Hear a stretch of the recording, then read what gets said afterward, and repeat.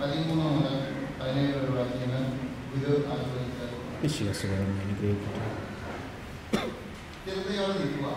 എന്നാൽ കർത്താവിന്റെ വാത്സല്യ ഭാഗ്യങ്ങളായ സഹോദരരെ, ആത്മാവ് മുഖേനയുള്ള വിശദീകരണത്താലും സത്യത്തിലുള്ള വിശ്വാസത്താലും രക്ഷയ്ക്കുള്ള ആദ്യഫലമായി നിങ്ങളെ ദൈവം തിരഞ്ഞെടുത്തിരിക്കുന്നു.